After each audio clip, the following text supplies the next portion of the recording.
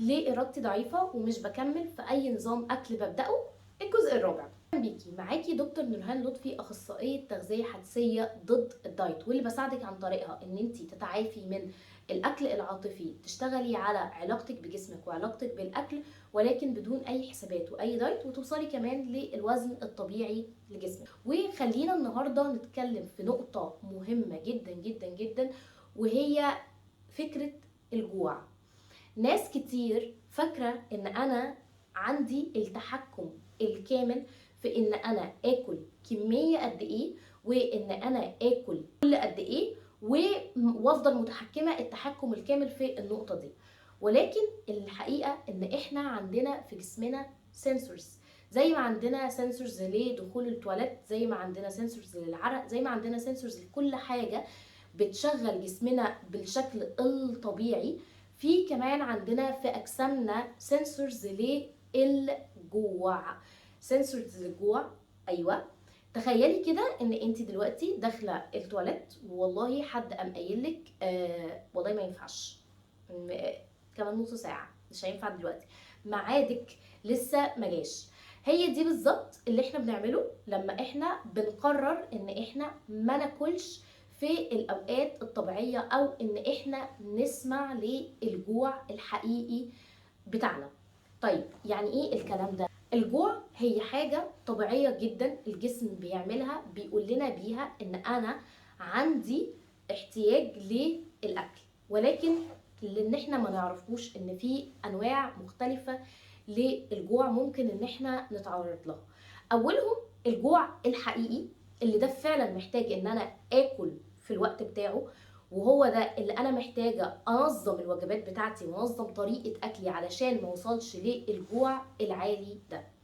راجع معايا كده المرات اللي حصل لك فيها شراهه، كنتي بتبقي واكله بقالك قد ايه، او نوعيات الاكل اللي انت كنتي بتاكليها كانت بتبقى شكلها عامل ازاي.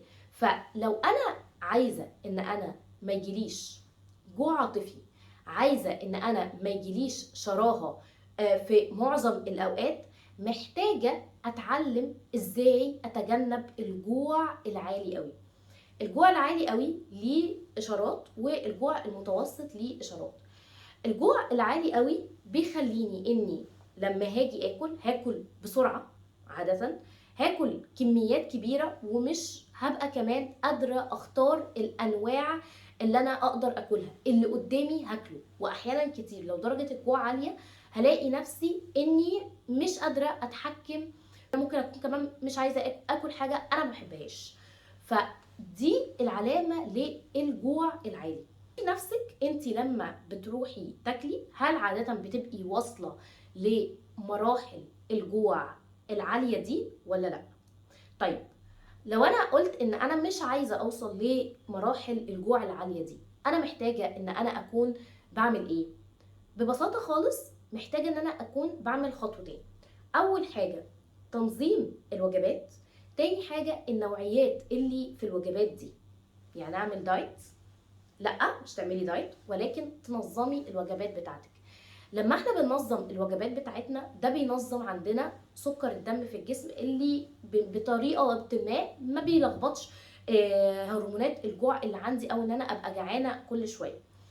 دي حاجه. تاني حاجه ان لما الجسم بيبقى عنده توقع ان هو هياكل في وقت معين، بيبدا يحس بنوع من الامان، ويبدا يحس بنوع من الهدوء اللي هو فعلا محتاجه علشان يقدر يتحكم في كميات الاكل، وان انت تقدري تكوني بتاكلي بوعي اكتر وانت بتاكلي. فاول خطوه تنظيم المواعيد بتاعتي. يعني اكل كل قد ايه؟ يعني اكل ما اقعدش اكتر من 5 ساعات بدون اكل، بحيث بقى مثلا انا هقسم وجباتي فطار غدا عشاء، هقسمهم فطار وغدا وسناك في النص، هقسمهم وات ايفر الطريقه اللي هتريحني هبدا ان انا اعملها. ولكن مهم قوي ان انا ما اقعدش اكتر من 5 ساعات كامله بدون اكل. طيب اكل بقى يعني هعمل ايه؟ يعني هنظم وجبات، هحط وجبات متكامله متوازنه فيها كل العناصر الغذائيه. ده ليه؟ علشان انا الهدف من الوجبات بتاعتي هي انها تشبعني وتغذيني وتفضل مشبعاني فتره طويله. ده الهدف الاساسي من الاكل في الوقت ده. فانا هحتاج هنا ان الوجبه بتاعتي يكون فيها بروتين بكميه كويسه، يكون فيها نشويات برضو بكميه كويسه، يكون فيها الالياف او الخضار بكميه كويسه، ويكون فيها نوع من الدهون الصحيه او الدهون المغذيه. ليه بعمل ده؟ علشان انا الهدف بتاعي اني افضل شبعانه وقت طويل، عايزه افضل ما الاقيش نفسي ان انا بعد ما اكلت بعدها بساعه انا عايزه اكل تاني. ده بيساعدني على ايه؟ ده بيساعدني ان انا اعرف اختار الانواع اللي انا عايزه اكلها، ده بيساعدني ان انا اعرف اختار الطريقه، اعرف اكل بالراحه، اعرف اكل بشكل اعرف اتحكم فيه في الكميات بتاعتي. مطلوب منك النهارده ان انت تبداي تنظمي الوجبات بتاعتك، سواء لو انت دلوقتي لو انت بتتفرجي دلوقتي علينا واحنا لسه في رمضان، فانت هتحتاجي تنظمي الوجبات بتاعتك ما بين الفطار والسحور. على الاقل ان انت تحطي وجبه فطار ووجبه السحور، وممكن تحطي وجبه ثالثه في النص كسناك بديله عن الحلويات، وتشوفي بعدها لو انت محتاجه الحلويات او لا.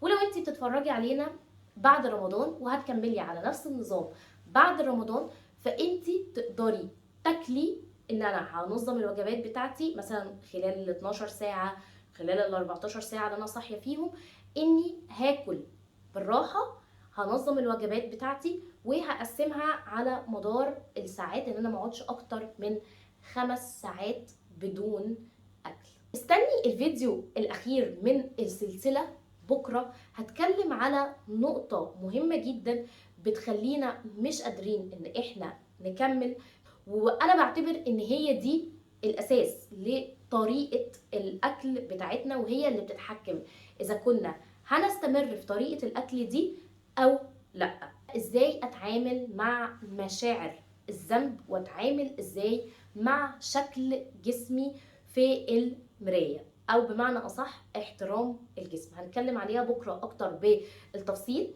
لو انتي ما فعلتيش زرار الجرس فعليه دلوقتي، ولو انتي حابه ان انتي تشتغلي معايا في برنامج كامل متكامل لمده 6 شهور قاعدين مع بعض بنشتغل على كل تفصيله في نظام الاكل بتاعك، في علاقتك بالاكل، فعلا مهتمه ان انتي تتخلصي تماما ونهائيا من الاكل العاطفي، فبرنامج بيبي جيرل لايف ستايل تجربه لمده 6 شهور. هسيب لك تحت اللينك الانستجرام بتاعي عشان تبعتي تساليني لو انت حابه دلوقتي ان انت تشتركي وتحصلي عليه بسعر الحجز المبكر قبل نهايه مارس. واستنيني في فيديو بكره.